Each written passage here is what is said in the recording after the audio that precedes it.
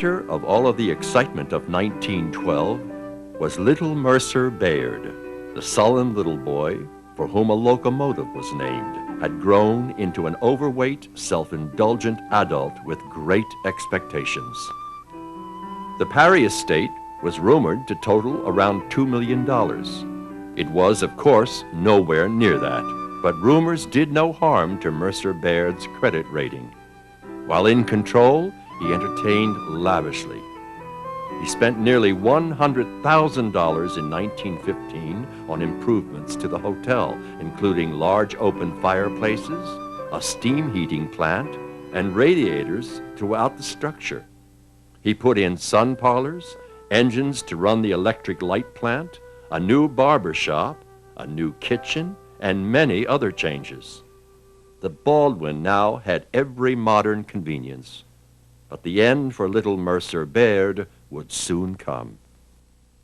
He had been operating the hotel for 3 years and had spent a fortune. Each year there were doubts that the Baldwin would open by the end of June, and every year it opened on time but under a different manager. In 1920, the hotel was bought and renovated by Mr. and Mrs. Warrington of St. Petersburg, Florida. Baird, who had loved the high life, died ironically in the middle of the roaring 20s. To his son, J.W. Baird, he left the sum of $5, stating in his will, "By his attitudes and actions, he desires to free himself of all ties and relationships to me." It was a dreary end of such a lavish life. By 1940, the era of the big hotel was ending, and the Baldwin, now 60, was showing its age. The days of lavish parties and events were gone forever. On September 24th, 1960, that which claimed the Parry House and nearly claimed the Baldwin in 47 came to finally destroy the grand old hotel once and for all.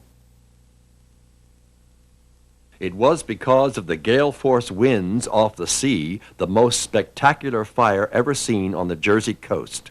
25 companies showed up, some from as far south as Pleasantville and as far north as Toms River. When it was all over, the hotel was gone, and again, like the Parry House fire before it, there was no loss of life.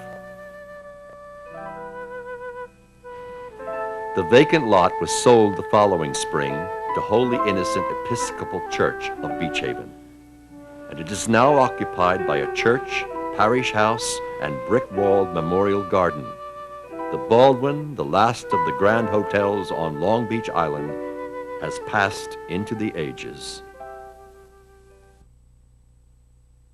Thomas Bond, once the New York entrepreneur, spent his last days in a little cottage near the ruin of his old hotel. Many young people came to see him to talk about the old days, and he remained alert and willing to tell the tale until his death in 1892 at the age of 93. One profoundly sad incident, however, occurred at the close of his life. Bond, the confirmed bachelor, once had a sweetheart and planned to marry her until they had a quarrel. Bond's stubborn streak prevailed over his usual jovial manner. He refused to reconcile with her and left. She apparently was the same sort and eventually married someone else. When Bond was 92 and she was 87, he received a letter from her. Alone and widowed, she lay dying in a hospital in New York. She had not forgotten the past love they had shared when they were young, and she asked him to come to see her one last time. But Bond was likewise ill and too sick to travel. It was said that as he sat reading her words, tears streamed down his face. He finished reading and rested the letter in his hand on his lap. Bond died shortly thereafter. Tell me the tales that to me were so dear, long, long ago. Sing me the songs I delighted to hear, long, long ago. Now you are come, all my grief is removed. Let me forget so long you have roved.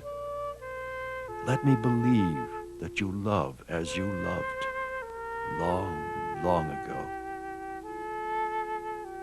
Do you remember the path where we met, long, long ago?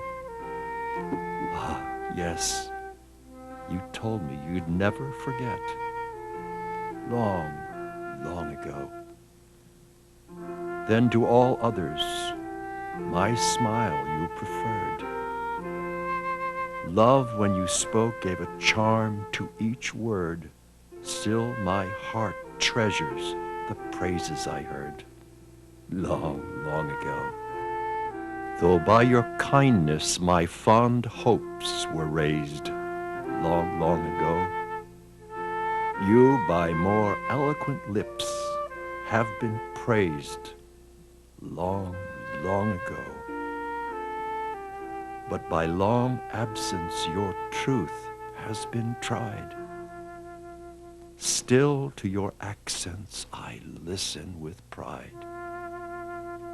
Blessed as I was when I sat by your side, long, long